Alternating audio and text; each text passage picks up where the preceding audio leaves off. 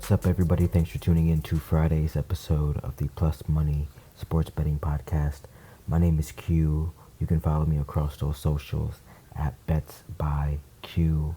And of course, this podcast is brought to you by Black Sheep Betting, where it is a dog's world. Check out the link in the description. It will get you access to the Discord where I give out all of my VIP plays. We are 4-1 so far on the year in primetime spots in the NFL, as we cashed another 2.5 unit play on the Green Bay Packers minus 3.5 yesterday. Green Bay got it done. That means Josh Jacobs carries cashed. We were on the over 18. The game script went exactly as planned. If you listened to the podcast yesterday, hope you were able to get in on some of the action. We're going to keep battling through this week, okay? Terry McLaurin did not find the end zone, so that brings us to 2-4 overall on the week. But you guys know the drill. We don't panic. We don't chase. We just keep stepping into the arena. We are the closers. And today isn't just any day. It's the day before college football Saturday, 2 days before NFL Sunday. Some call it payday, but around here we simply call it Parlay Friday. And I've got a juicy plus 700 three-legger lined up for us. Let's get into it with leg one. Going to be going to the Red Sox on the money line over the Yankees at Fenway. This ancient rivalry has always delivered fireworks. Right now, Boston has owned it. The Red Sox have taken 8 of the last 9 in this series, 3 straight at Fenway against New York. These games tend to be high scoring, but Boston has consistently been the side that shows up in these last few years. And tonight, they are home dogs. That's a value. Lucas Giolito is on the mound for the Red Sox. And while Judge and Stanton went yard yesterday, Judge hit 2 to tie one of the Yankee records for home runs. But Giolito has historically handled Stanton and Judge quite well and has been able to neutralize those bats. Ahmed Rosario, though, has hit him hard, batting .412 over a pretty large sample size against the Boston pitcher. But on the flip side, we get Luis Gil on the mound for the Yankees. And even if he works deep, we've seen this script all year. The Yankees bullpen comes in, they unravel, the wheels fall off.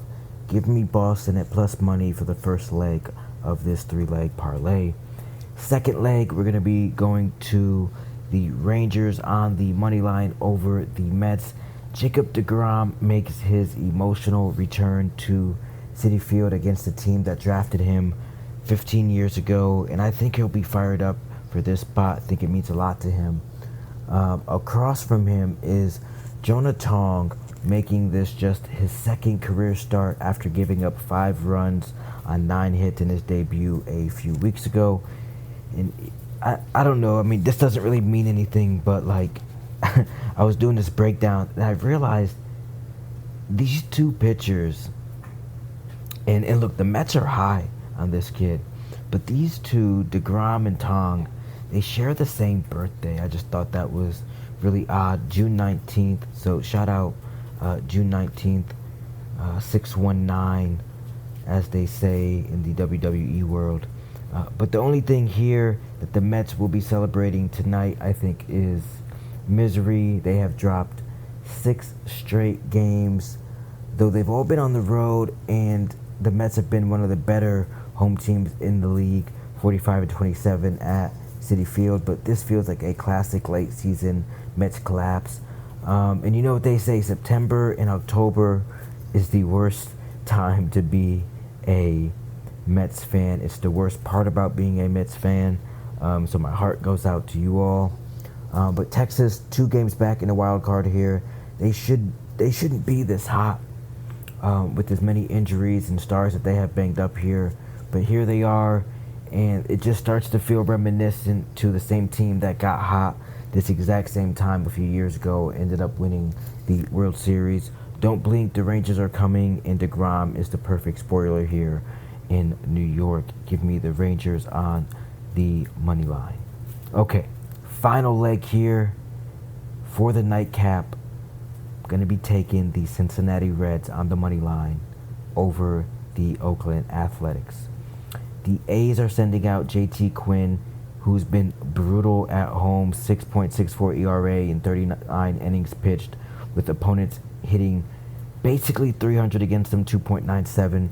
Brady Singer takes the mound for the Reds, and he's been nails, allowing 1 or fewer earned runs in 6 of his last 8 starts. The Reds are only a game and a half back from the wild card spot against the Mets, and with the Mets teetering right here and us fading them tonight against the Rangers, this game suddenly means even more.